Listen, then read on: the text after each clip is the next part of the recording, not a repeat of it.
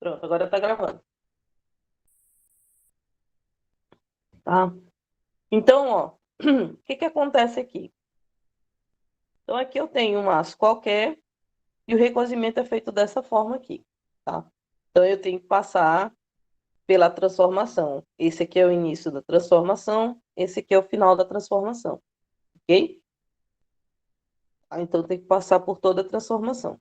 Se eu não passasse por toda essa transformação, eu viria direto para cá, tá? Seria equivalente a uma têmpera. Tá? Então, quanto mais carbono você vai colocando aqui, mais essa curva vai chegando aqui perto, ó, até ela ultrapassar. Ou seja, essa transformação, por exemplo, da têmpera, ela não vai ser possível porque a gente não tem esse espaço aqui, tá? Então, quando a gente for fazer, por exemplo, têmpera, tem um limite lá de carbono no aço que é aceitável, digamos assim, ok? Todo mundo entendeu sobre isso? Tá. Aí, vocês conhecem os aços, tipos e tudo?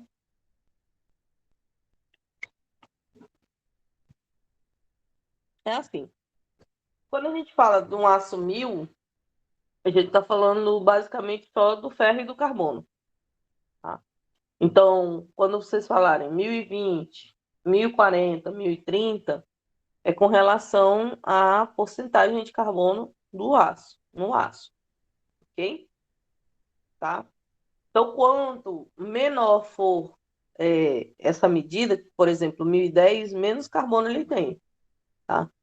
Quanto maior for, tipo 1080, mais carbono ele tem, tá?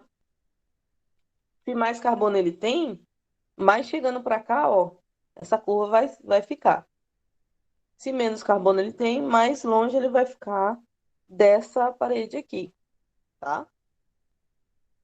Tudo bem? Tá. E sumiu. Aí vamos lá para um 4340, por exemplo. No 4340, a curva ela já não tem só um joelho. Ela pode ter dois, por exemplo, tá? Porque no 4340 não se trata só de ferro e de carbono. Aí tem manganês, tem magnésio, tem outros elementos de liga dentro dele, ok? Tem níquel, cobre, cromo, ok? Aí esses elementos de liga, eles vão fazer mudança nessas curvas aqui, na curva TTT, ok? É, tá. Essas curvas, por isso que ele sempre fala assim, olha, temperatura, por exemplo, quando o aço é hipotetóide, então ele sempre tem uma medida de referência. Então, essa medida de referência aqui é o ponto eutetoide do aço. Qual é o ponto eutetoide do aço? Um, só ferro e carbono. Em que diagrama a gente procura isso, pessoal?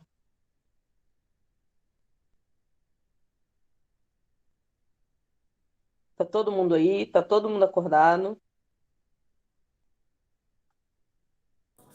Eu tô 40% acordado, professor.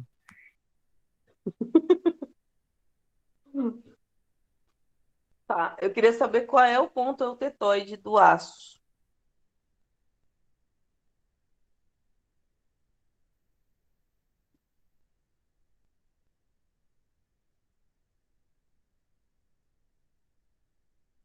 Pode fazer uma pesquisa rápida e me responder, pessoal.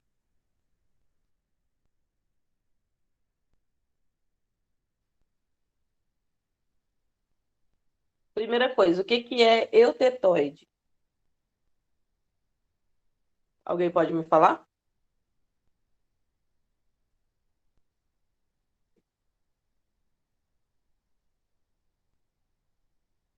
Professora, o eutetóide, ele tá naquele ponto de equilíbrio, né? Entre as fases sólida e líquida, se eu não me engano. Não tem muito a ver com relação a. Tipo assim, como é que eu posso te explicar? O equilíbrio dentro de aço, por exemplo, ele é muito relativo, tá? Vai depender de temperatura, ok? Mas, assim, no básico, tem a ver com a composição química do material, tá? O eutetoide é aquela posição em que você tem a passagem de uma fase sólida para duas fases sólidas. E se você estiver resfriando. Se tu estiver aquecendo, então são duas fases sólidas transformando em uma fase sólida, ok? Então, o eutetoide é essa transformação em um único ponto, tá? É tipo, vamos comparar aqui com o eutético. O ponto eutético é a passagem de duas fases sólidas para uma fase líquida, em um único ponto. Porque o que que acontece? Eu não sei se vocês lembram lá de química, que é assim, o material, por exemplo, o gelo, tá? Tem as fases, sólido, líquido, gasoso, não é isso? O gelo está sólido.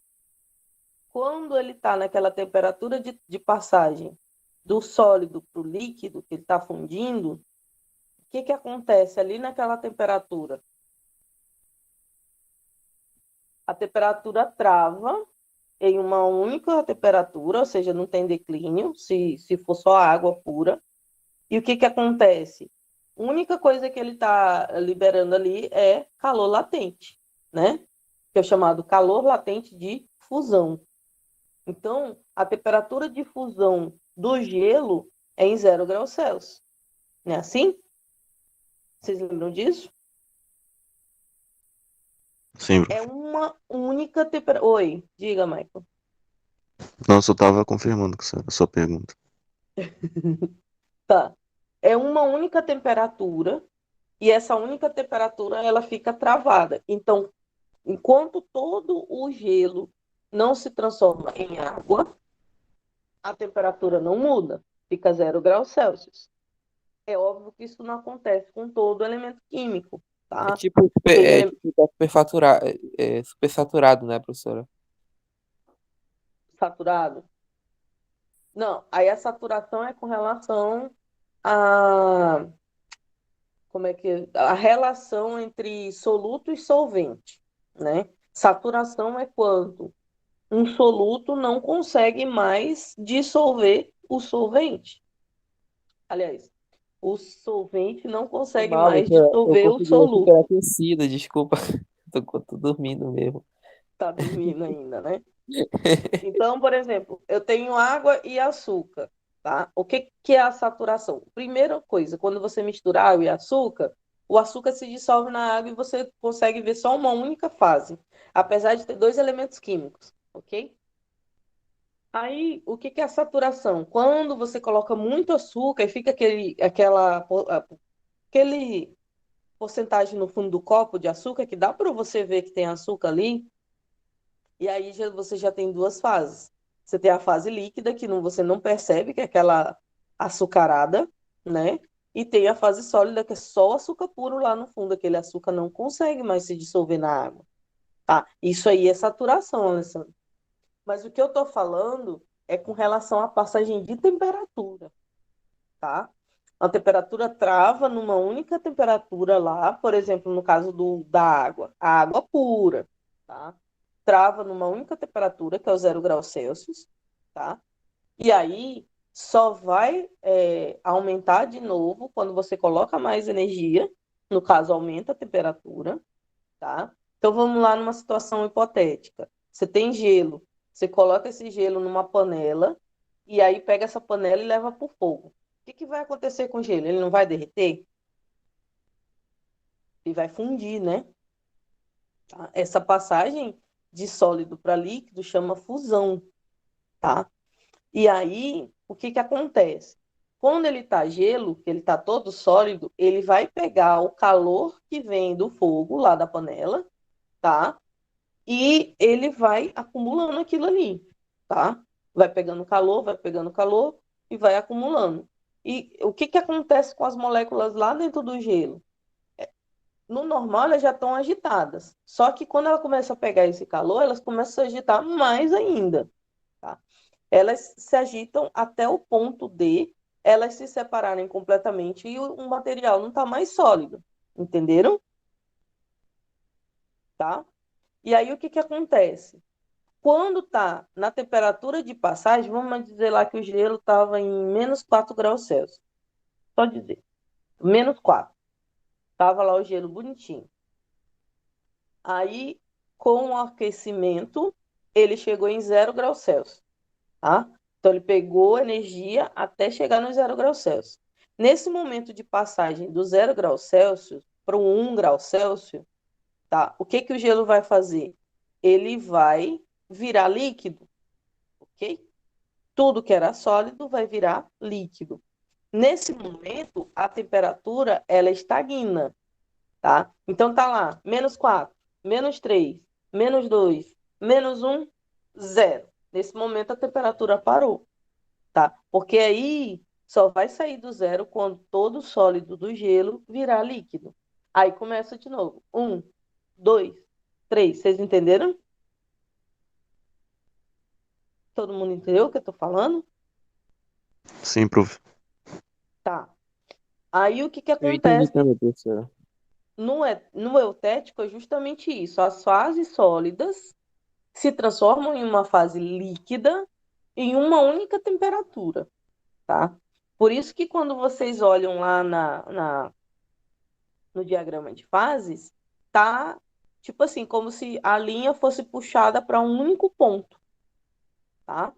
Deixa eu ver se tem um diagrama de fases aqui. Tem, aqui, ó, tá? Esse aqui é o ponto eutetoide. Por que ele é eutetoide? Porque duas fases sólidas se transformam numa líquida, se eu estou aquecendo, ok? Ou uma fase, aliás, duas fases sólidas se transformam numa fase sólida única, ok? Se eu estou aquecendo.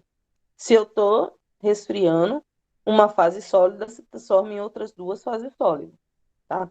É eutetoide por causa disso, ó. Tá vendo? A linha é como se ela fosse puxada para um único ponto. Estão enxergando aqui? E esse ponto depende de quê? De que esse ponto depende, pessoal? Da composição, professor. Da composição, muito bem. Então, aqui na composição de. É menos, né? 0,76, se eu não me engano, tá? Não dá 0,8 certinho, não. É, tá. Mas aí o que acontece, por exemplo, em qualquer outra composição? Vamos colocar aqui 0,6%, tá? Olha, no momento que está passando de uma fase sólida para as outras duas fases sólidas, o que acontece nesse 0,6, ó? Ele passa, tá, por outras duas fases sólidas, tá? Enquanto as temperaturas em uma só temperatura, não em várias, aqui, ó, desde perto de 800 graus Celsius, tá? Vamos colocar aqui 750 por aí assim, tá? Até essa temperatura aqui, que a gente chama de isoterma, tá? Então, ó, tem tudo isso aqui de temperatura para essa posição aqui, ó. 6, tem tudo isso aqui, ó. Não é uma única temperatura a passagem, tá? Já no eutetoide, é uma única temperatura de passagem, ok? Entenderam a diferença do não eutetoide para o eutetoide?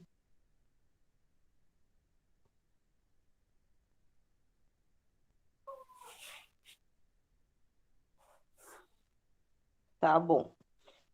Tá. Sobre a curva TTT, que é a mais importante, vocês têm alguma dúvida? O que é o início de transformação? O que é o final da transformação? E basicamente o que tem aqui embaixo? Vocês têm alguma dúvida? Professora, eu vou falar, a senhora me corrigir se eu estiver enganado. Hum, Lá em cima, a gente vai ter duas fases, e essas duas fases, depois elas vão ser aquecidas, elas vão alcançar tipo como se fosse a temperatura de saturação da água, entendeu? Que eles vão manter a mesma temperatura e vão mudar de fase. Aí quando a fase estiver completamente mudada, a temperatura vai novamente mudar, né? E no final, lá embaixo, eles vão ser só uma fase. É isso? Tu tá falando de. Ah, tá, voltando lá. Tu tá falando disso aqui, né? Peraí. Aqui. É isso? Alessandro?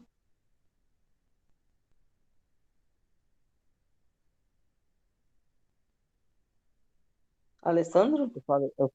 Eu tava falando com o microfone desligado. Eu falei certo ou eu tô enganado? O que que Eu, tu falou? Tu tá falando disso aqui, né? isso aí. Tá. Aí. Tu vê aqui que é como se essa linha fosse puxada aqui para baixo para esse único ponto, né?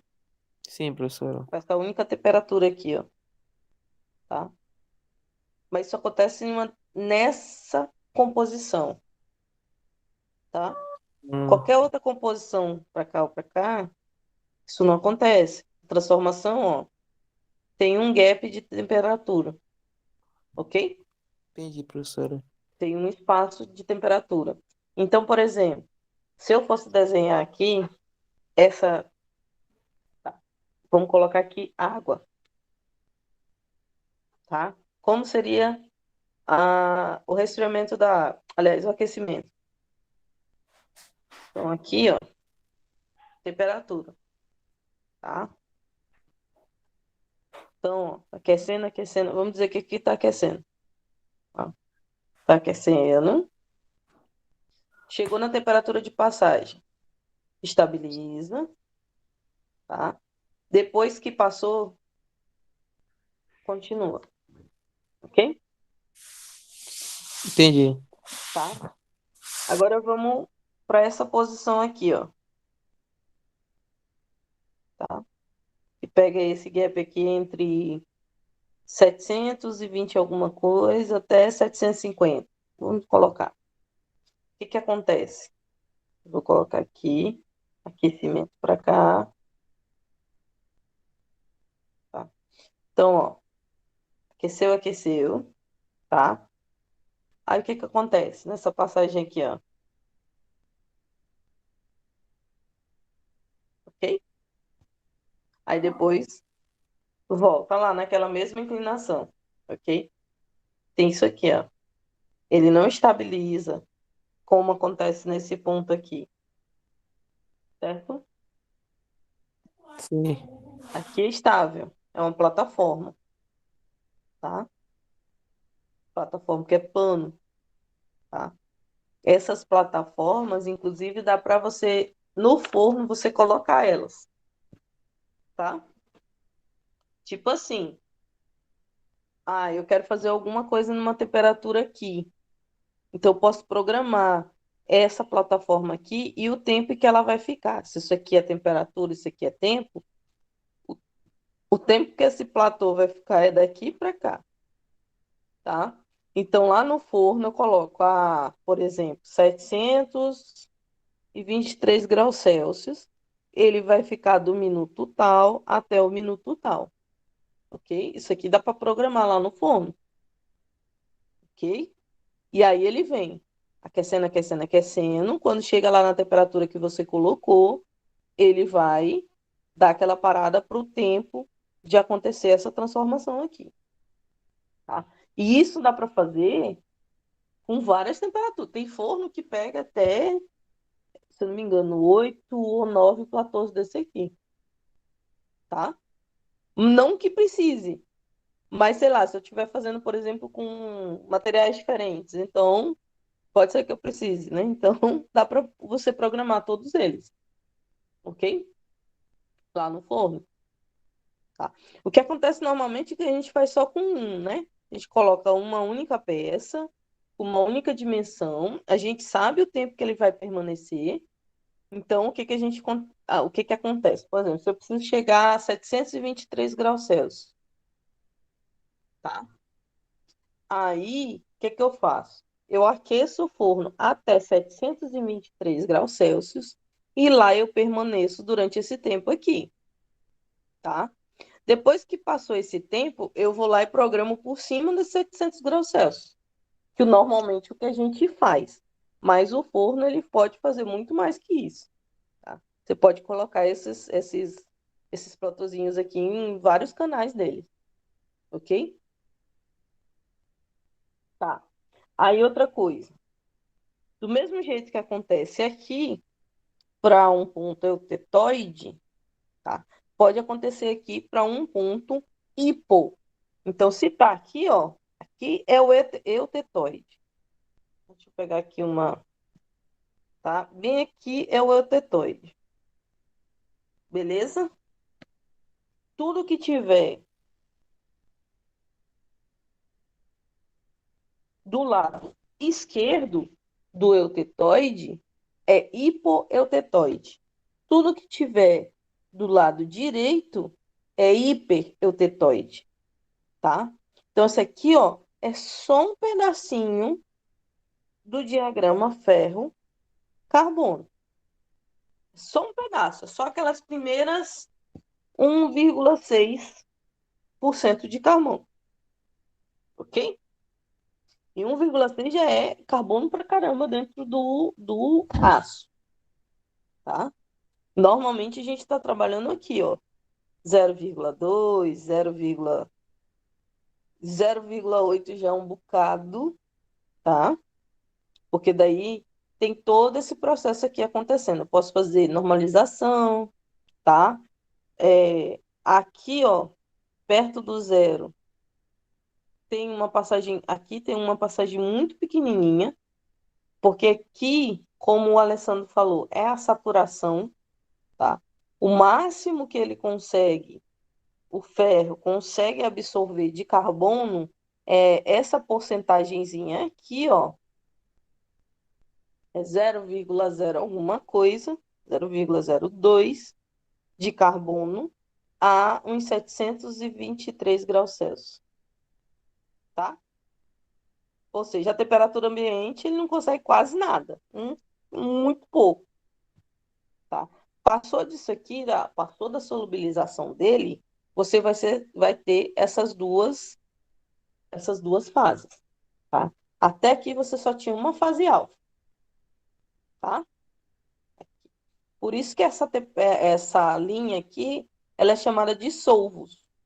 Por quê? Porque é de solubilidade, tá? Tá bom? Tudo bem até aí, gente? Entendi, professor, entendi tudinho. Entendi Tá. também. Entendeu também, Michael? Michael já sabe disso? Já viu, Michael? Já, prof. Mas eu Já, tô né? dando uma lembrada aqui. Tá. Tá. Aí o que que a gente viu lá no reclosimento? Tem o pleno, tá? E aí, o que que acontece no recozimento pleno? Depende do quê? Da composição do material. Se for hipoeutetóide, ou seja, tá em que posição? Hipo tá abaixo de 0,76. 0,76, Mike? Deixa eu ver aqui, não me lembro de cabeça essas composições. De cabeça eu também não sei, professora. 0,76, tá?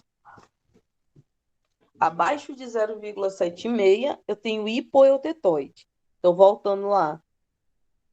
No recozimento pleno, o que que é o hipoeutetóide? O que que ele vai dar? Se eu tiver hipoeutetóide, eu vou ter ferrita e perlita grosseira. Eu me lembro de alguém me perguntar o que seria uma perlita grosseira. Aí lembra que eu falei, olha, quando a perlita é fina, fica tudo escuro. Por quê? Porque as lamelas, o que que são as lamelas?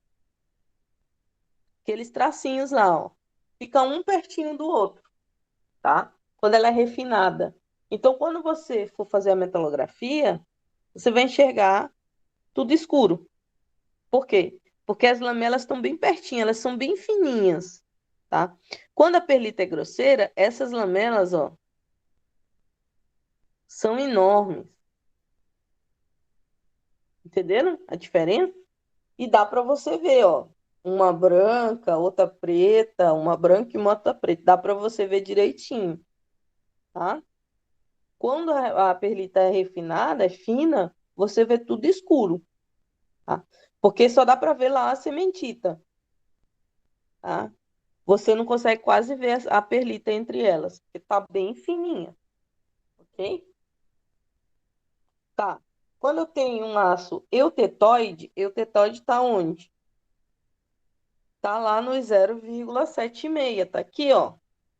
Quando o aço é eutetoide, o que que acontece? Eu tenho perlita grosseira, tá? O que que é perlita, gente? Vocês ainda lembram? Ou o carnaval tirou da cabeça de vocês?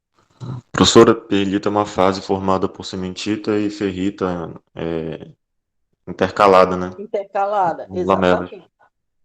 São essas lamelinhas que eu desenhei para vocês aqui, ó.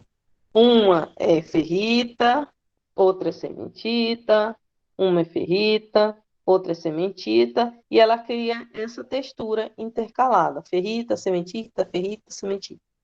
Ok? Todo mundo entendeu isso aí? Eu entendi. Tá. Então, uma perlita grosseira nada mais é do que essas fases intercaladas e elas são tão grandes que dá para você ver branco, preto, branco, preto. Lembra que eu falei que quando você está fazendo ataque químico, no ataque químico, ele, digamos assim, ele corrói mais a sementita e aí ela fica escura. Vocês lembram que eu falei isso para vocês? Sim, professora. Lá em metalografia? Pois é. Então ela fica escura. Já o ataque químico na ferrita, ele não apresenta muita corrosão. E aí ela fica clara, tá? Então essa diferença claro e escuro dá para ver muito bem evidenciado na perlita grosseira, tá? Uma perlita mais fina, vocês vão ver quase tudo escuro. Por quê? Porque a diferença de distância entre claro e escuro é tão pequena que praticamente corrói tudo e fica tudo escuro. Ok? Todo mundo entendeu isso aí? Tá, agora vamos lá para o hipereutetoide. Vai criar o quê? Cementita mais perlita grosseira. Ou seja, quem é mais claro aqui para você ver lá na metalografia? O hipoeutetoide ou o hipereutetoide? Qual que vai ficar mais claro? Hipo. O hipo, o mais escuro, o Hipo. hiper, ok? Tá. Agora com relação às propriedades, para que serve essa perlita grosseira? Melhor o quê? O aço fica mais Usinabilidade. maleável. Melhor de trabalhar, tá? Fica melhor de trabalhar, melhor de você levar para o torno, melhor de você levar para a plana e não acontecer nada, tá? Quais aços? No de baixo, carbono e no de médio, carbono. Alguém sabe me dizer o que é um aço de baixo, de médio e de alto carbono? Professora, o de baixo carbono, ele tem teor de carbono por volta, assim, creio eu, de 0,2. O de médio de 0,45 e o de alto de 0,60 para cima. Exato. Por aí mesmo. Baixo até 0,2, médio. Mas isso aí varia também de. Michael, não é uma coisa bem definida, não. Varia de autor para autor, tá? Então, mas aí a gente sabe o seguinte, ó. É baixo abaixo disso aqui, médio entre esses dois, tá? Entre esses dois aqui, e alto acima de 0,60, ok? Tudo bem? Aí, esse acima de 0,60 vai até lá 1,6, tá? Aí, a partir daí, a gente já tem outro tipo de aço, que são chamados fofos, ok? O fofo, ele tem tanto carbono, tá? Que esse carbono excede. Excede como assim, professora? É tipo assim, tá, tem a solubilização, beleza. Mas só que, tipo, ele excede tudo isso de solubilização e a grafite, tá, fica lá dentro do aço na forma de rosetas, na forma de esferas, tá? Ela fica e dá para você ver. Depois a gente vai tratar dos fofos, tá bom? ela não se transforma em fases simples, assim, misturadas, não. Você consegue ver realmente ela, você vê, não é uma fase sementita. Como é o nome da sementita? Sementita é o quê? A fase da sementita. Deixa eu colocar outra cor, que essa cor aqui não tá legal. Vou colocar de vermelho. Sementita é o quê? Fe3C. Sementita, senhores, tem ferro e tem carbono. O carbono que tem na sementita reage lá na hora do ataque químico e aí corrói e fica escuro. Ok? Tá. Só que a grafita, meus senhores, é só o carbono. Tá? Não tem misturado com ferro. É o carbono puro. E esse carbono é STED e, por exemplo, ele forma esferas. Ou ele forma lamelas, que são aqueles negocinhos assim, como se fossem fiozinhos de cabelo. Ok? Tudo bem, pessoal? Até aí?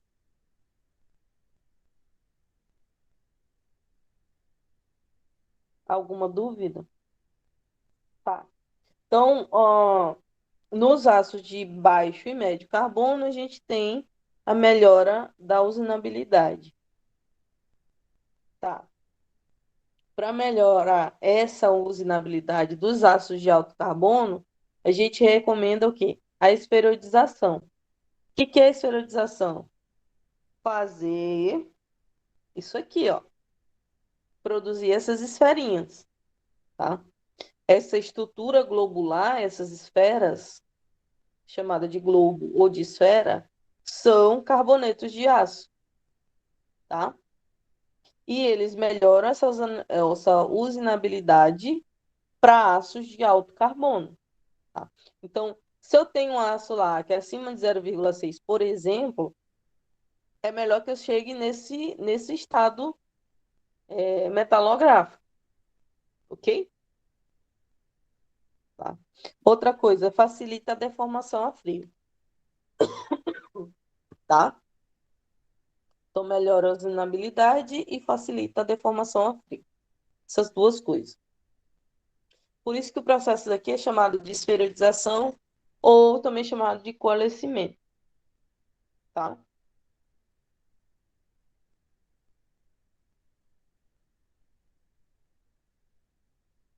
Vamos para o próximo aqui, que a gente não tratou ainda, que é a normalização,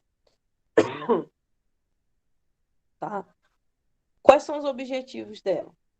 Primeiro, ele é realizado acima de A3 ou ACM, dependendo da composição.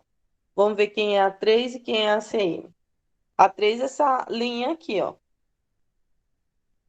tá? ACM é essa outra linha aqui, tá?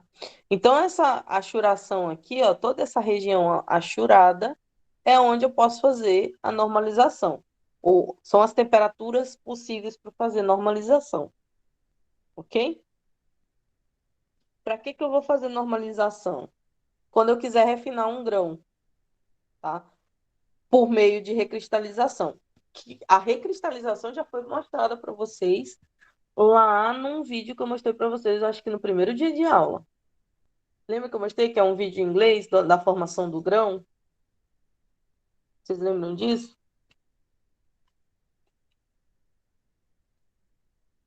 Pessoal? Eu lembro, acho que foi lá no laboratório, fazendo, né, no período que não A gente terminou. ainda não teve aula no laboratório, Alessandro. Não, professora, mas a gente foi uma vez. Ah, não, mas isso aí vai da pesquisa, deixa.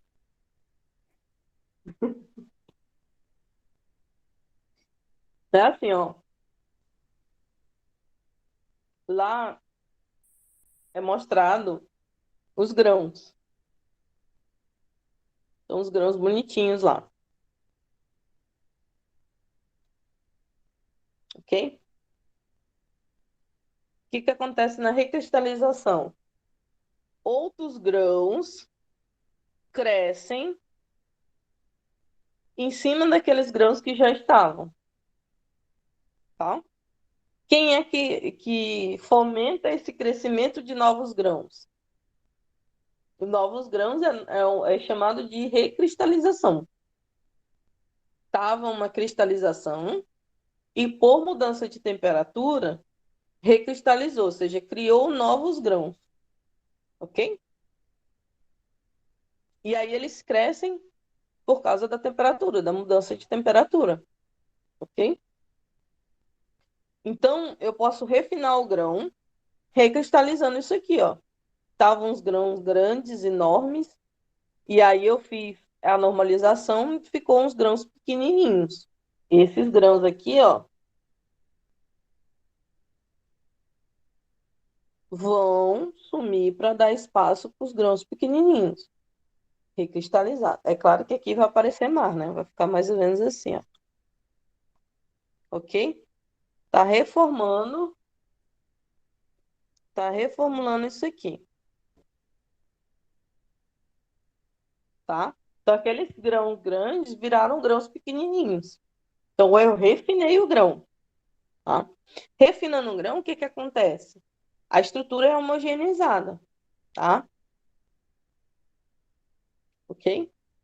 E isso influencia também na têmpera e no revenimento que vem depois da têmpera, tá?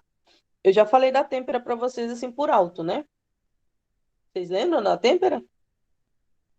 Retirada brusca de temperatura. Aí o que que acontece? Tensões internas se formam.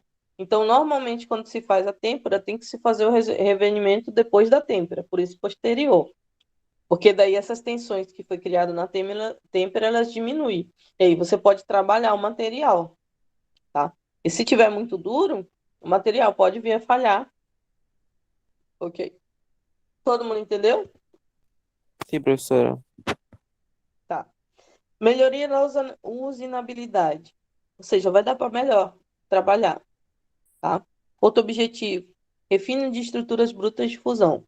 Por exemplo, quando a gente já tem peças fundidas.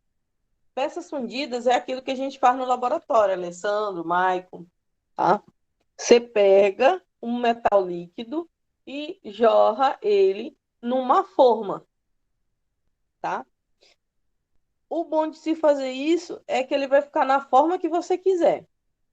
O ruim de fazer isso é que durante a solidificação, as paredes internas do molde, tá? Vão retirar calor por ali, né? Pelas paredes desse molde. Então, essa retirada de calor, ela não vai ser uniforme, né? Vai ser, cada parte vai ter uma retirada de calor diferente. Essa retirada de calor diferente vai formar estruturas internas diferentes no material, tá? E aí, essas estruturas diferentes vão ser heterogêneas, tá? Ou seja, logo ali aquele metal líquido que entrou em contato com a parede do molde, a retirada de temperatura dele foi mais rápida. Então, ele vai ter uma estrutura refinada, bem fininha, tá? O material, conforme vai entrando dentro do material, então imagina aqui que isso aqui era um molde, tá? E aí, o que que aconteceu? Eu coloquei um metal líquido aqui dentro. O metal que está aqui na parede fina do molde, tá? Ele vai ter uma estrutura. Aqui no meio, aqui do lado, vai ter outra estrutura. E aqui no centro vai ter uma terceira estrutura, diferente das outras duas, tá? Então, essas diferenças de microestruturas vai influenciar no material final, tá? Não tem como você fazer uma solidificação de uma peça que foi fundida de forma diferente, a não ser que você faça o quê? Você isole as outras duas dimensões e retire calor só por uma dimensão, que é chamado de solidificação unidirecional. Tá? Com essa solidificação unidirecional, você força o material a crescer num único sentido. Mas mesmo assim, você ainda vai ter diferenças de tamanhos conforme a retirada de calor do material. Diferença de tamanhos do tamanho do grão. Entenderam? Todo mundo entendeu o que eu estou falando? Ou tá todo mundo dormindo só Eu entendi, esperando a gravação depois? Também, professor. Tá bom.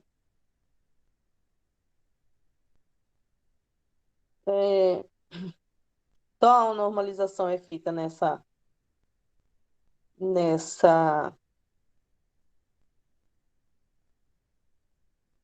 nessa faixa, tá? Nessa faixa aqui, ok? A esferoidização acontece aqui nessa faixa, certo? E a outra coisa que pode acontecer é a solubilização e envelhecimento, que nada mais é do que a precipitação de outra fase na forma de partículas, tá? E essas partículas vão ser extremamente finas e uniformes e distribuídas no material, tá? E para fazer essa solubilização, essa nova fase ela endurece a liga e proporciona muita dureza e muita resistência. Como é que você faz ela? Tá aqui as temperaturas, ó. T0, T1 e T2. Então, tá lá na temperatura T1, sobe até T0, estabiliza, desce, sobe até T2, estabiliza, e nesse momento acontece a precipitação, e aí desce novamente até T1, ok? Esse é chamado de solubilização. Solubilização acontece logo aqui no primeiro estágio, tá? Também é chamado de envelhecimento, ok? Essa retirada, essa estabilização aqui, basta colocar nesse tempo aqui, ó, tá? E aí vai depender do que a solubilização? Do material, tá? Materiais solubilizam mais rápido, outros materiais solubilizam menos rápido, tá? Depois que solubilizou, você resfria. Resfriamento em água, tá? E aí depois você aquece de novo, e aí nesse momento que você resfria e aquece, acontece a precipitação, e ela pode acontecer de duas formas, ou natural, tá? Ou artificial, ok? Essa precipitação pode acontecer das duas formas. No caso do natural, essa transformação acontece em temperatura ambiente, tá? No caso de artificial, a transformação ela acontece acima da temperatura ambiente, tá? Então, você vai reaquecer acima da temperatura ambiente, ok? Alguma dúvida sobre solubilização e envelhecimento?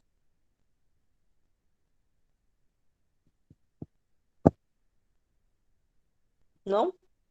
Ok.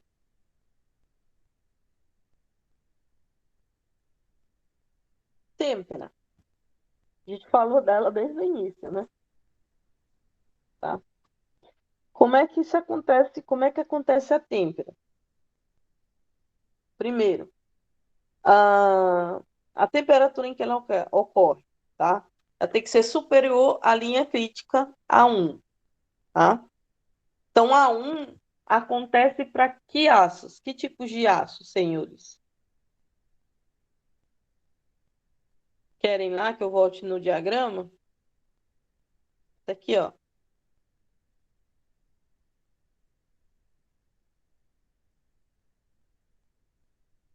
A1 é isoterma, né? Acontece para que tipos de aço?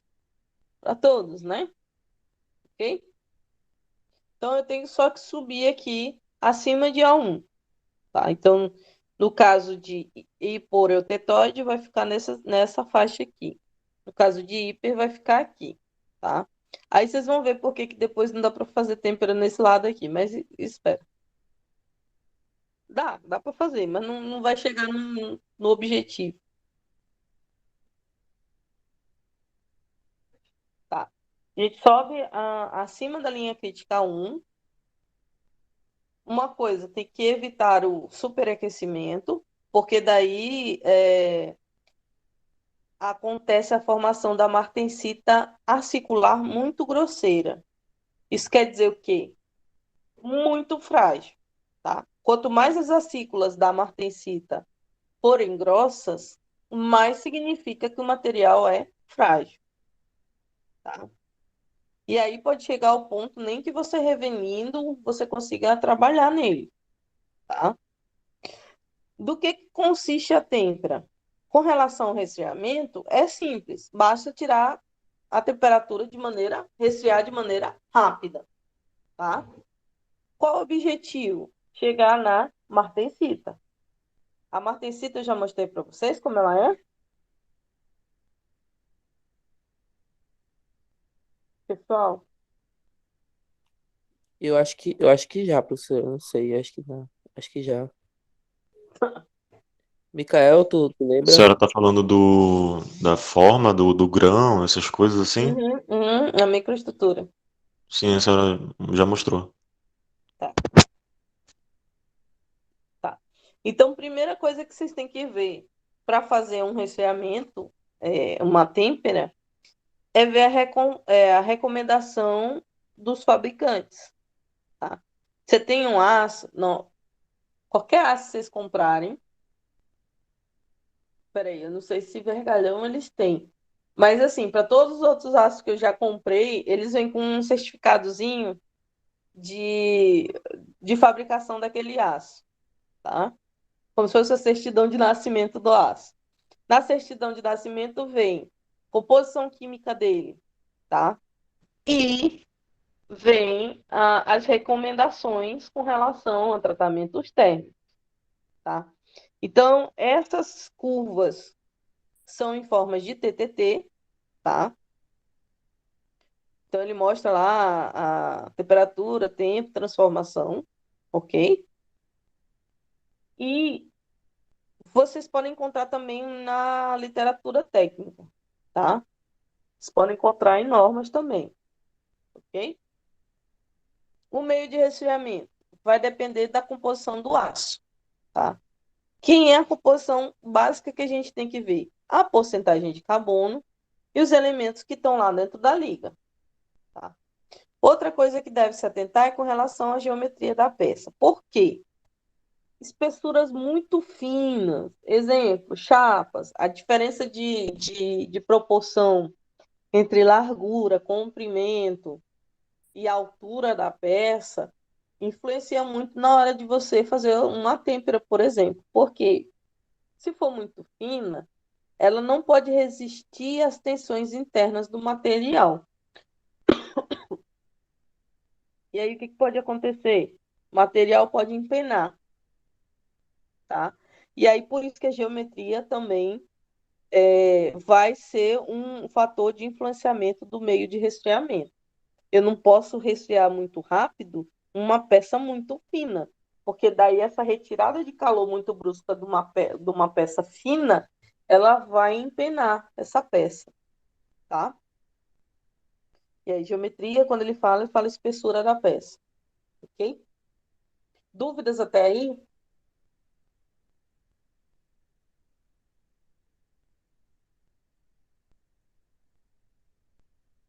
Tá bom?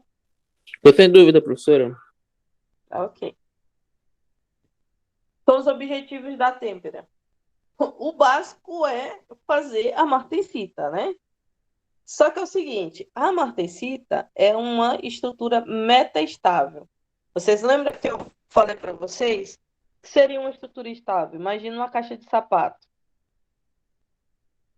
tá? Na posição de maior,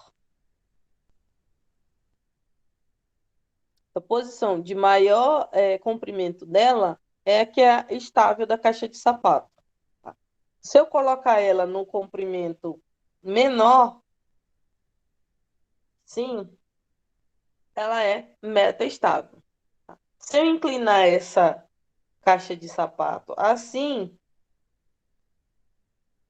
desse jeito ela fica instável, tá? Então, estável quer dizer que eu posso empurrar aqui e aqui, ela não vai cair, tá? O máximo que ela vai fazer é deslocar. Meta estável, se eu empurrar, ela cai. Instável, ela cai se eu parar de segurar ela. Tá? Então, basicamente, é isso aqui que acontece. Tá? Na meta estável, ela está estável, mas ela não está tão estável assim. Tá? Mas ela consegue sobreviver, digamos assim. Se ninguém mexer nela, ela fica lá na posição. Ok? Então, essa amostra aqui é mais ou menos como a gente enxerga a posição metaestável. Tá? Então, a estrutura da martensita ela é metaestável. Ok?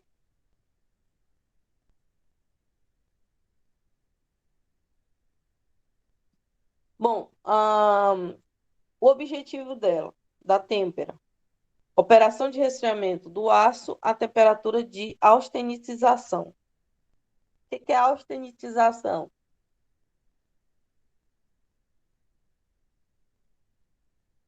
Hein? É aquecer o material até a zona da austenita dele e depois esfriar, né? Exatamente. Então, voltando aqui. Eu vou aquecer esse material até chegar aqui, ó, na austenita. Depois eu vou resfriar. Ok? Então, aqueço até chegar aqui. E aí, vocês veem que dependendo da composição, eu vou ter temperaturas diferentes para chegar aqui, tá? Mas, dependendo da curva TTT, eu vou ter caminhos diferentes para resfriar, ok?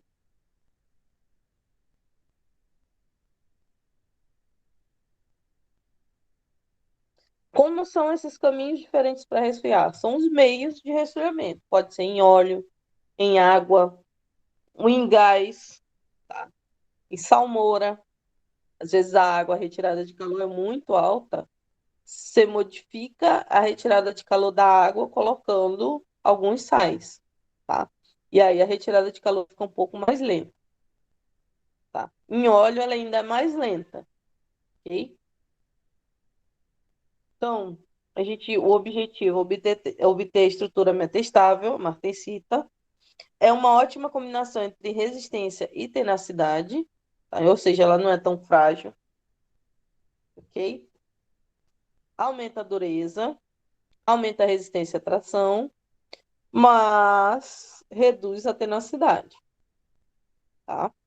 Se tiver só a têmpera, o processo é assim: você faz a têmpera, logo em seguida faz o revenimento, tá? Porque na têmpera se criam tensões internas muito altas, ok? E aí a tenacidade fica muito reduzida. Com tenacidade reduzida, você não consegue trabalhar direito, né?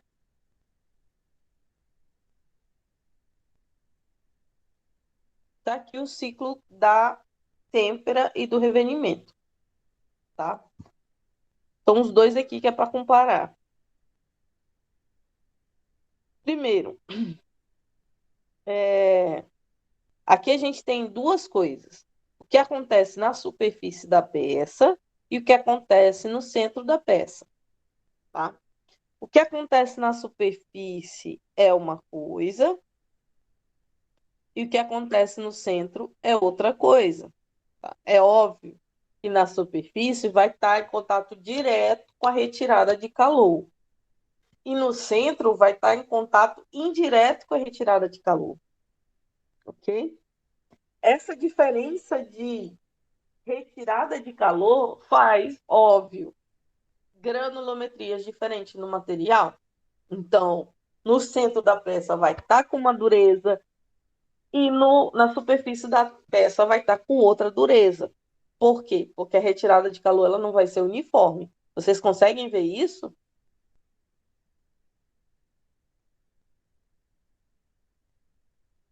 Vamos dizer que eu tenho esse cilindro aqui. Esse aqui é um cilindro, tá? E ele foi aquecido. Depois ele foi resfriado bruscamente.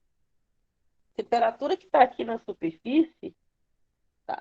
Aqui na superfície é retirada de calor imediata, porque ela vai entrar em contato com o material que vai retirar o calor, por exemplo, a água, tá? Só que aqui no centro, ó, conforme eu vou caminhando aqui por centro, a temperatura vai estar diferente da temperatura daqui da superfície, tá? Se as temperaturas são diferentes, os grãos da superfície são uns, com um tamanho, e os grãos do centro do material são outros, ok?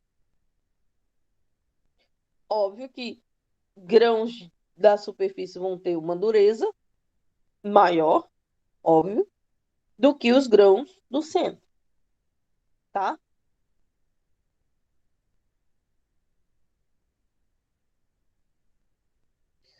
E aí, meus senhores, os comportamentos térmicos vão ser assim duplicados, tá? Mas logo depois a coisa meio que homogeneiza, ok? Então aqui a gente vai ter o seguinte, olha, tá lá a temperatura acima da linha crítica, acima do A1, né? Tá? E aí eu retiro o calor imediatamente. Antes que aconteça o quê? O início da transformação, tá? Então é importante que essa curva tenha espaço, dê espaço para que ocorra essa transformação, tá? Porque senão isso aqui vem para cá, ó, e acontece outro tipo de transformação, ok? Então, a austenita que estava aqui virou um martensita, tá? Aqui é o início, aqui é o final da martensita, tá? Depois você pega esta martensita que foi criada pela têmpera, coloca novamente no forno, aquece, espera homogeneizar, resfria novamente, tá? E aí a gente vai ter a martensita revenida. Diferença entre martensita e martensita revenida. O revenimento confere a trabalhabilidade que a martensita não tem, tá? Então, a martensita revenida é mais trabalhável do que a martensita, ok? Tudo bem até aí, senhores?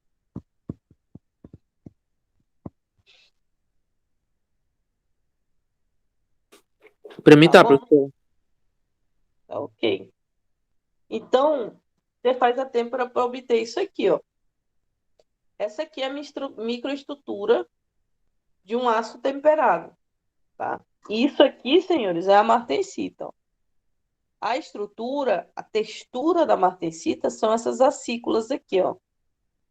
Estão enxergando? É como se fossem agulhas, tá? São agulhinhas aqui, ó. O ataque químico a gente vai ver lá em metalografia, é nital. Essa ampliação é de 1000 vezes, tá? E vocês percebem que a estrutura é acicular, tá? Acicular quer dizer que tem agulhas, certo?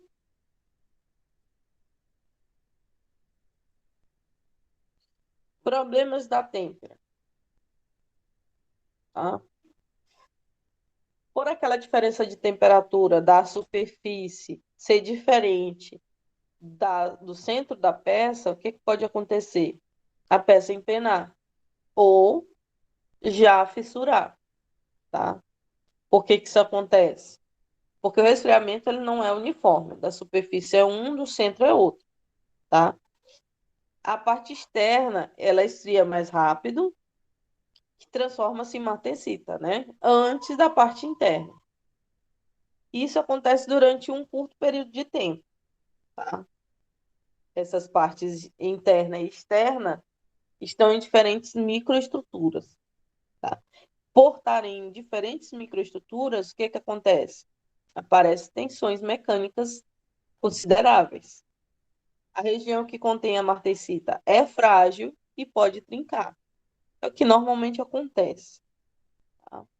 Quando se vai fazer um tratamento de têmpera, já se faz pensando na superfície, como ela vai ficar.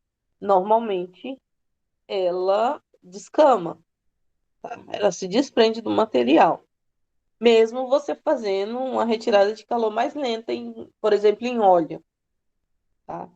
E essa trinca ela pode entrar dentro do material. Por isso que é importante a análise do material antes de você entregar o material, o produto final para o cliente, ok?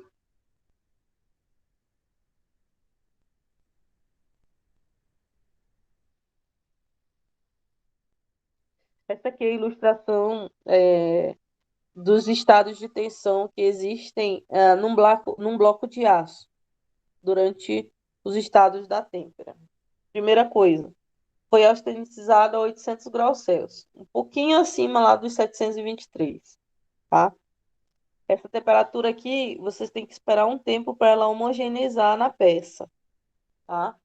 Então não adianta colocar no forno e 10 minutos depois já tentar tirar. Tem que deixar um tempo para que a temperatura se homogeneize na peça. Aí, quanto tempo vai ser? Vocês devem me perguntar, professora, por quanto tempo eu coloco? Eu vou dizer, depende. Depende do quê? Da microestrutura, da composição da peça, tá? Do formato da peça, tá? Isso a gente vai calcular com os cálculos, a gente vai, na quarta-feira, a gente vai aprender a calcular usando a difusão, ok? Vocês viram difusão em algum momento do curso de vocês? Não, professora. Acho que tinha Não? Acho que Acho só. que só foi comentado com a gente. Só foi mini curso sobre isso. E comentaram mesmo, mas nada. Tá. Então a gente vai ver na quarta-feira direitinho como é a questão da difusão, tá? Como vai acontecer essa difusão. Então a gente vai parar um pouquinho o tratamento térmico para aprender a calcular a difusão. E para que eu vou calcular a difusão? Para saber quanto tempo a peça vai homogeneizar, tá? Tá. Segundo estágio, um segundo logo, depois que você imerge na água, o que que acontece? Olha só, a superfície está de um jeito e o núcleo está de 8. A superfície aqui está em torno de 400 graus Celsius. Essa parte branquinha aqui. E o núcleo está a 650 graus Celsius, tá?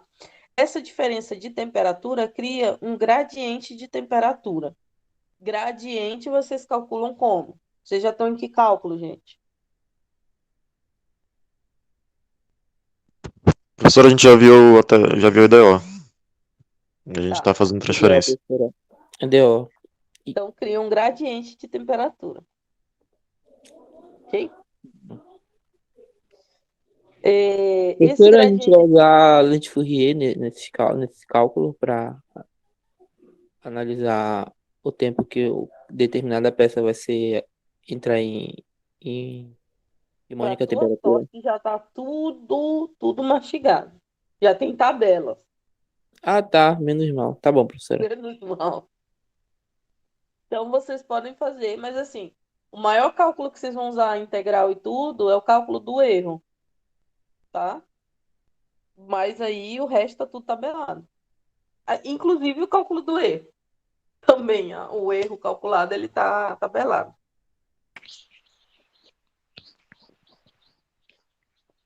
Então, a contração superficial vai ser maior do que no centro, no núcleo.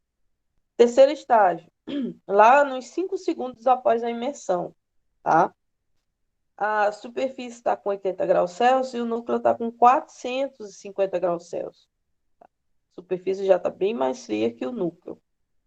Então, a superfície começa a se transformar e o centro continua a contrair, tá? No quarto estágio, isso acontece uns 25 segundos após a imersão do material quente lá na água, no óleo, no material que vai ser resfriado. A superfície está em 25 graus Celsius e o núcleo está a 80. A superfície fria é imóvel e o centro começa a se transformar e a expandir, tá? Então, olha só como é que acontece. Superfície fica maior que o núcleo, tá? Depois, a superfície começa a se transformar e o centro começa a se contrair. Então, acontece isso aqui, ó. Essas tensões diferentes. Sabe isso? Tá. E, por último, no começo estava contraindo, né? Por último, o centro se expande, ok? Então, tá no começo, primeira etapa, todo mundo está homogeneizado. Segunda etapa, o centro se contrai. Terceira etapa, a superfície expande e o centro se contrai. Quarta etapa, o centro se expande. Ok?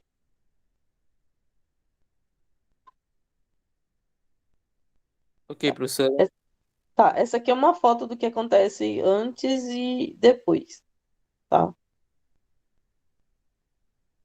Então, aqui eu tinha uma contração e aqui eu tenho uma expansão do centro, ok?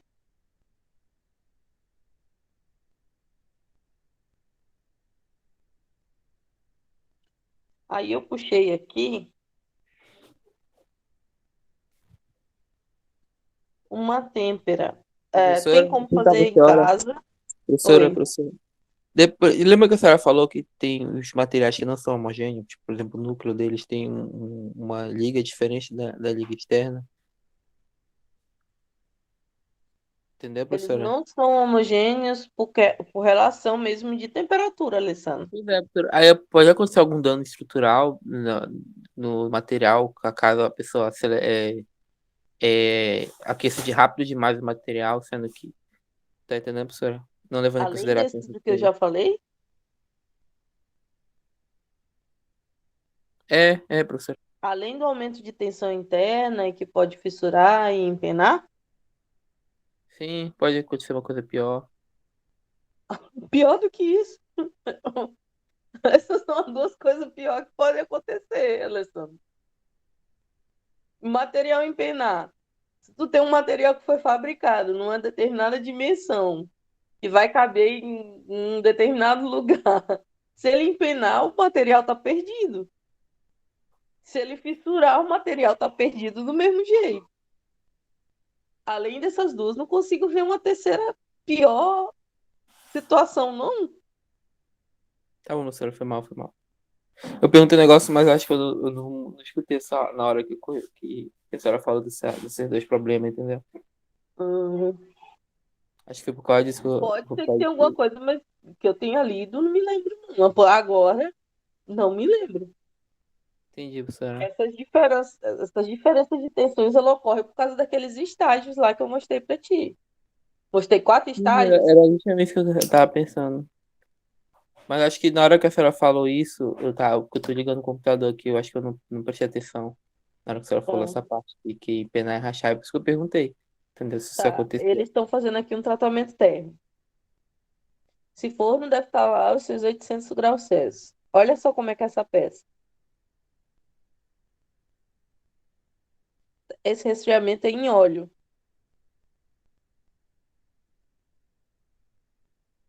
Tem que dar uma balançadinha. Primeiro ele tá esperando, né? Já passou os 4 estágios aí, já. Normalmente a gente dá uma balançadinha para fazer assim uma temperatura melhor, para a retirada ser mais eficaz de calor.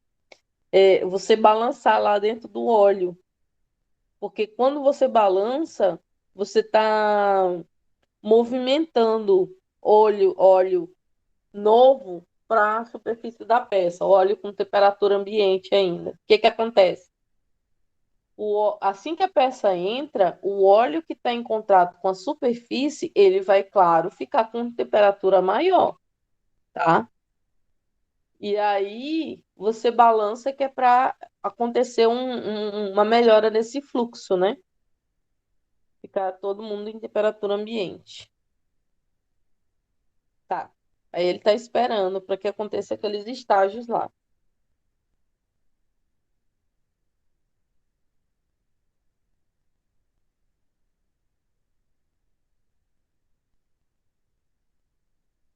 mesmo retirando calor, ainda fica muito quente, tá? Então, quando vocês forem fazer a têmpera de vocês, tomar cuidado na hora de retirar. Professor, eu tava vendo uns caras que mexem com isso no History, tipo uma série de ferreiro, né? Aí tem uma que o cara enfia sem querer a espada no pote no cano de óleo, né? Ele encosta na lateral e derrete. Aí é muito doido.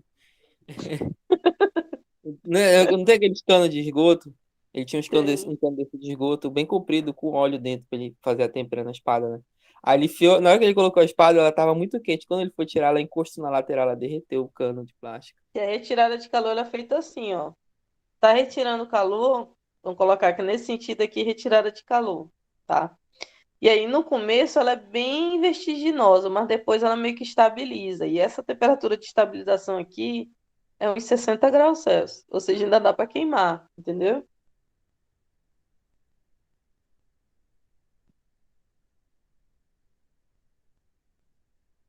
Bom, a têmpera pode ser feita com resfriamento em diferentes sessões, tá?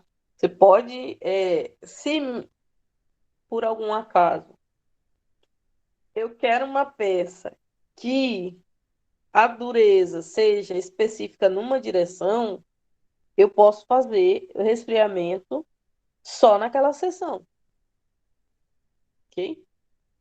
É óbvio que para isso eu tenho que isolar as outras sessões. Estou entendendo? Eu entendi, professor. Tá. Outra coisa que a têmpera traz. Por causa da formação da martensita, a gente tem uma diferença de volume do material.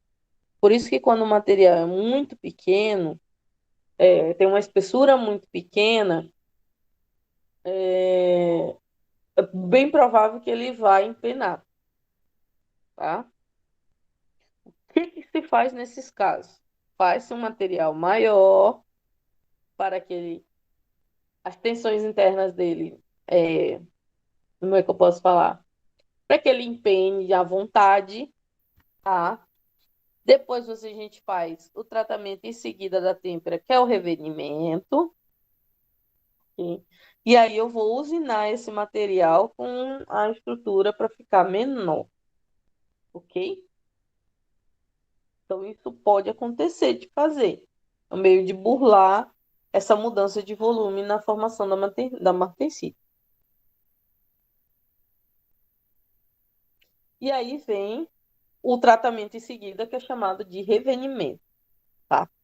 Uma coisa que tem que ser dita: faz-se a têmpera, logo em seguida faz o revenimento. Não espera muito tempo, não, tá? Porque quanto mais tempo você espera, mais você está deixando aquelas tensões internas agirem no material. Então, mais a probabilidade de empenamento e de falha do material vai ser maior, tá? Então, terminou lá de colocar o aço lá no óleo, você retira o material e retorna ele para o forno, tá? E aí vai pegar fogo, óbvio, porque se ele estava em óleo, por exemplo, você retirando o material e jogando de volta no forno, aquele material vai pegar fogo lá dentro. Então você já coloca logo e já fecha, para diminuir o oxigênio e esse fogo não se propagar, ok? E aí, com o revenimento, o objetivo principal do revenimento é diminuir aquelas tensões internas, tá? Então, é uma operação fundamental para adequar as propriedades mecânicas depois que a gente faz a têmpera. Então, quais os objetivos? Aliviar, remover as tensões da martensita, que a gente obteve lá na têmpera, e vocês vão chegar aonde? Na martensita revenida. A diferença entre martensita e martensita revenida, assim, logo de cara, pode ser que vocês não vejam. A gente vai ver isso lá em metalografia, tá? E o que acontece quando a gente alivia essas tensões? A gente reduz a dureza. E logo em seguida, em consequência disso, a gente aumenta a tenacidade. Ok? Tá? Ah, mas eu quero um material bem duro. quero uma superfície dura. Você pode fazer, tá? Só que você faz o revenimento contando com uma redução dessa dureza, tá? Ou seja, faz para cima, bem duro, e faz o revenimento para reduzir a dureza. Você não vai ter lá aquela dureza que foi feita lá na têmpera, não. E pode até deixar, mas aí sabendo que pode empenar.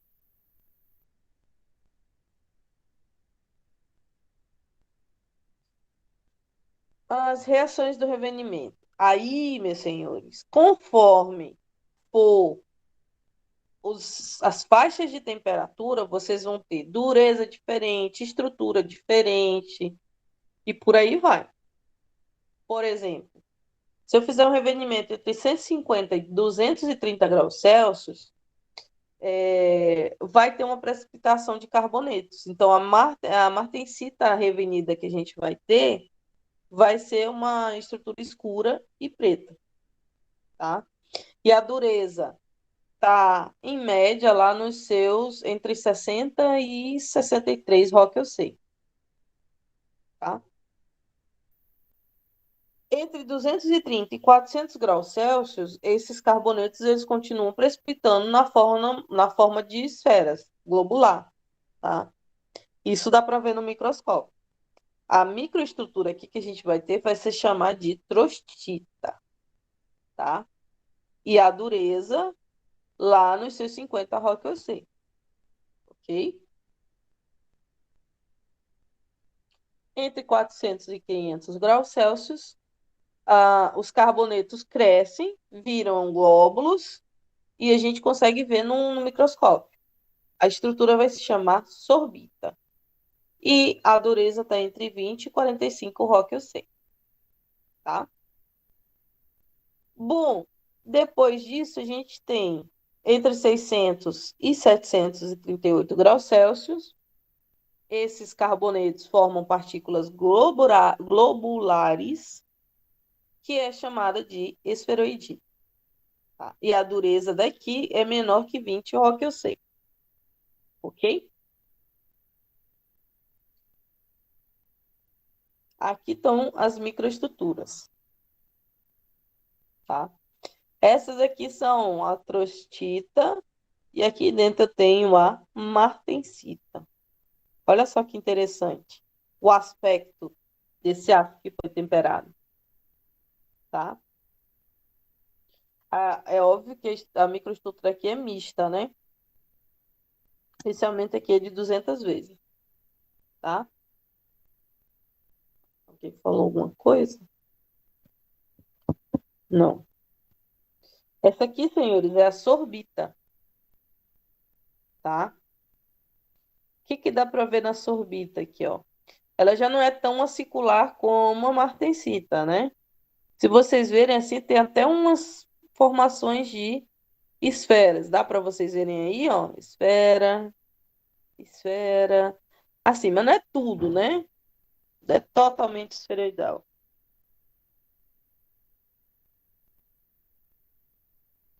A esferoidita acho que já foi mostrado, né? Martensita.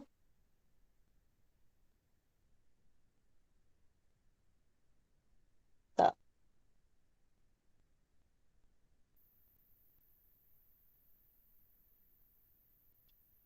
Essa aqui é a temperatura versus a dureza no revenimento, tá?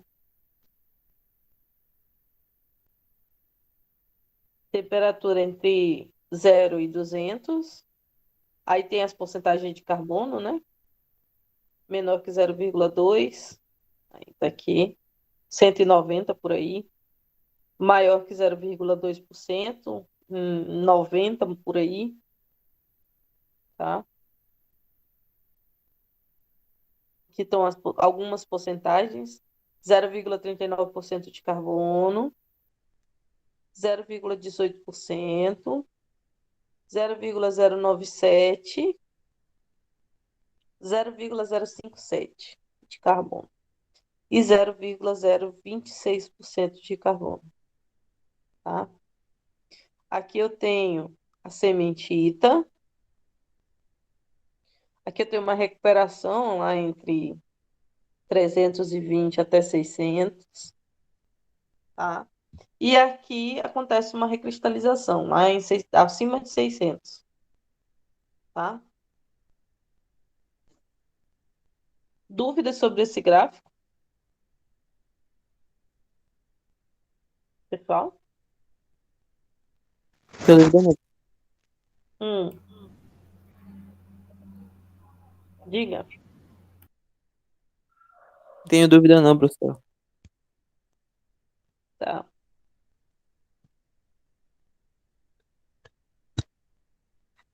O que, Eduardo, que tu quer ver? Aqui? O gráfico? Ah, tá. Tá. O que que dá para ver aqui? Quanto maior a porcentagem de carbono, maiores as temperaturas, né? No caso aqui, maior a dureza, perdão, tá?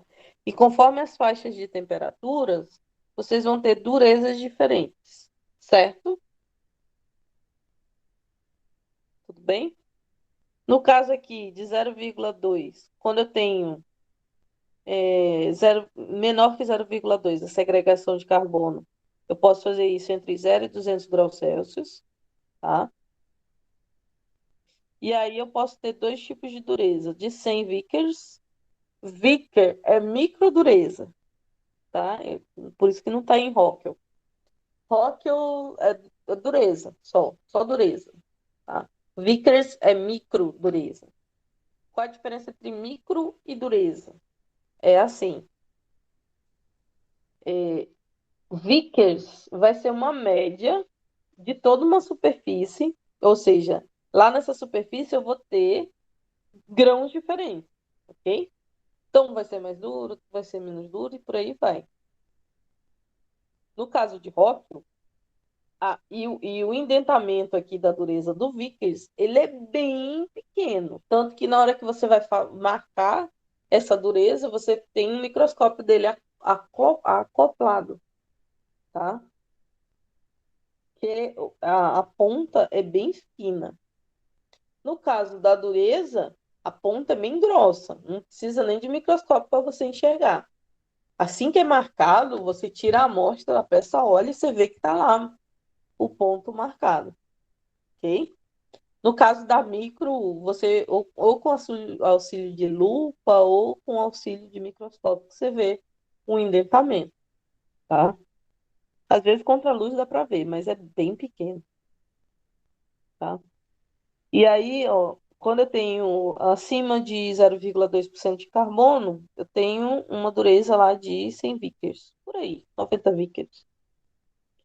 Acima de 0,2% de carbono, quase perto de 200 Vickers. Tá? E aí, conforme você vai subindo a concentração de carbono, você vai subindo a microdureza, ok? E aqui é com relação às faixas de temperatura, 0 a 200, 200 a 400, 400 a 600 e por aí vai, ok?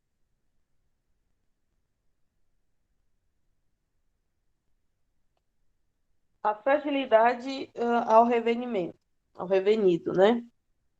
Alguns aços, quando a gente aquece na faixa de temperatura entre 375 e 475 graus, e a gente resfria nessa faixa, esses materiais eles ficam frágeis, muito frágeis, tá? Mesmo você fazendo o processo de revestimento. Essa fragilidade ela ocorre mais rapidamente entre 470 e 475. E o pior, ela só é revelada se a gente fizer um ensaio de resistência a um impacto, chamado de Charpy, tá? Ou seja, você fez a têmpera, aí tem muitas tensões internas lá dentro, você fez o revenimento. Mas alguns aços são imunes a esse revenimento, principalmente nessas faixas de temperatura aqui que eu mostrei para vocês, tá? E você só vai conseguir que o material, verificar se o material está frágil depois que você fizer um ensaio de impacto, tá? E por quê? Porque não tem alteração na microestrutura. Você só vê no impacto. Isso acontece com aços ligas de baixo teor de liga, tá? Há alguns elementos químicos, tá? Aços que contêm quantidades grandes desses elementos químicos aqui, ó, pode acontecer essa fragilidade no revenimento. Aços cromo níquel são os mais suscetíveis a esse fenômeno, tá?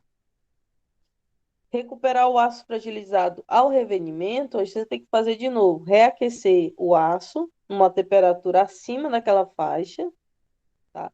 E seguir um resfriamento baixo, abaixo de 300 graus Celsius, abaixo dessa faixa aqui, ok? É o jeito de vocês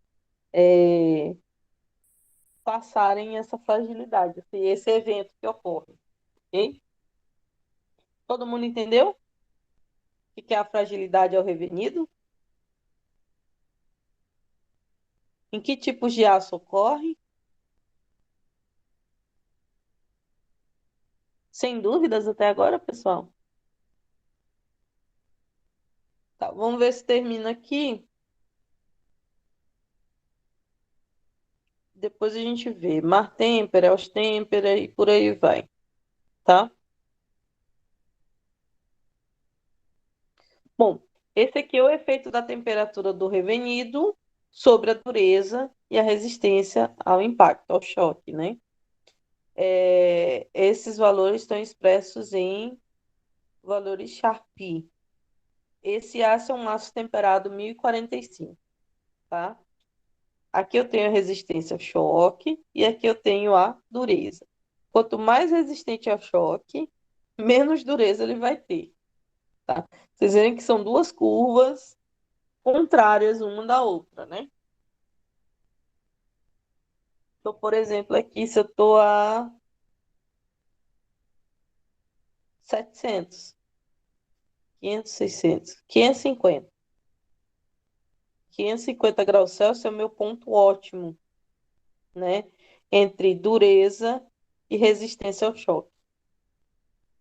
Se eu subir mais, eu vou ter menos dureza, tá? Se eu subir mais resistência ao choque, eu vou ter menos dureza.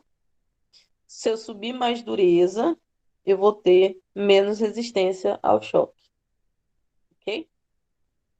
Então, a gente seleciona a temperatura de revenimento conforme o que a gente quer de resistência ao choque e o que a gente quer de dureza.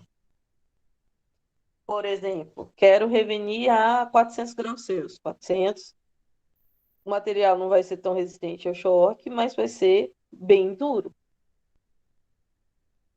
Se eu revenir a 600 graus Celsius, ó, o material vai ser um pouquinho mais resistente ao choque, né? Bem resistente ao choque, mas não vai ser tão duro, ok? Isso a 600 graus Celsius. Eu vou ter uma resistência ao choque de 6 Sharpie, tá? E aqui eu vou ter uma dureza de 20 e 28, qual que eu sei, tá? Isso é 600. Vamos colocar aqui 500. 500. Eu tenho uma resistência ao choque de 3, entre 3 e 4, 3,5. 3,5 Sharpie. E uma dureza de quase 45, qual que eu sei, tá? Então é feito assim, ó. Alguma dúvida sobre como interpretar o gráfico?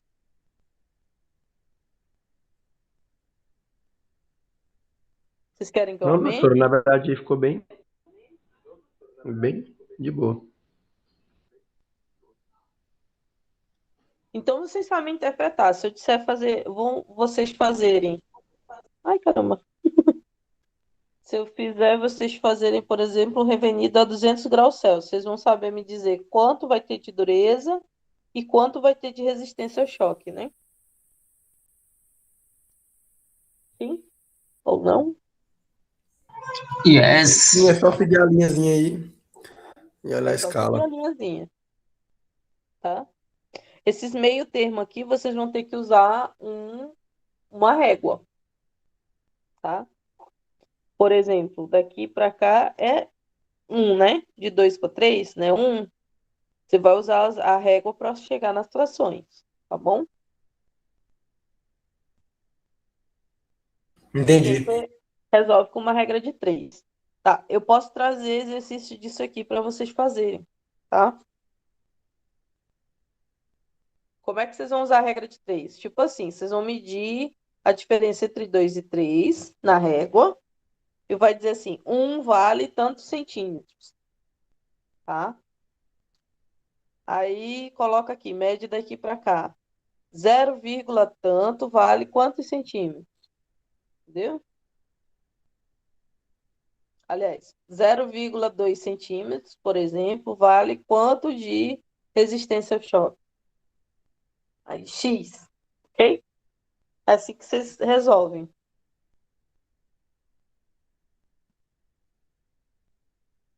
Deixa eu fazer a chamada.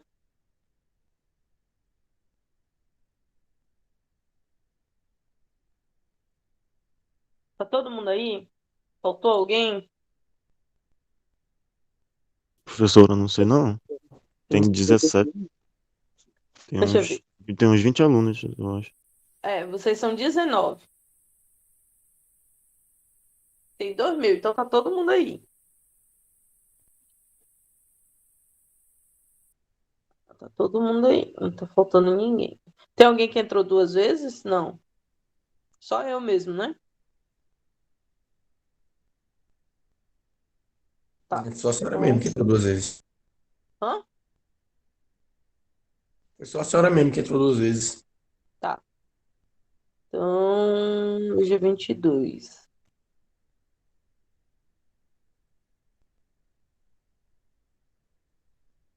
Tá todo mundo aí.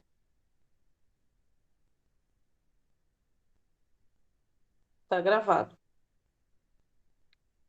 Mais alguma dúvida, pessoal? Não. Não? Tá bom, então. Então, até a próxima aula. Na próxima aula, a gente vai ver os cálculos de têmpera antes de entrar lá na martêmpera, tá? Vai calcular difusão e tudo e tal, depois a gente volta para a martêmpera, beleza? Tchau, tchau. Deixa eu tirar a gravação aqui.